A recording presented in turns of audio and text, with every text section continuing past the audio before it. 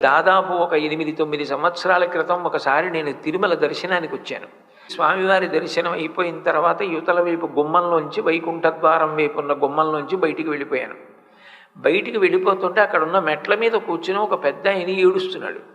ఏడుస్తుంటే నేను అనుకున్నాను, బహుశా ఈయనకి సరిగా పాపం దర్శనం అవ్వలేదులా ఉంది, బాధపడుతున్నారు, ఏడుస్తున్నారు అనుకున్నాను నేను.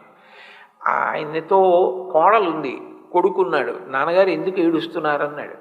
ఆయన అన్నాడు, ఒరే ఒక పావు గంట సేపు కాళ్ళు కదపకుండా నిలబడలేము, ఎప్పటి నుంచి నిలబడ్డాడ్రా, అలా మమ్మల్ని చూడడం కోసం కాలు కదపకుండా నిలబడ్డా, అలా నిలబడి ఎక్కడెక్కడి నుంచో నన్ను చూడ్డానికి వస్తారు, నేను చూడకపోతే నొచ్చుకుంటారని అలాగే చూస్తూ ఉన్నాడా.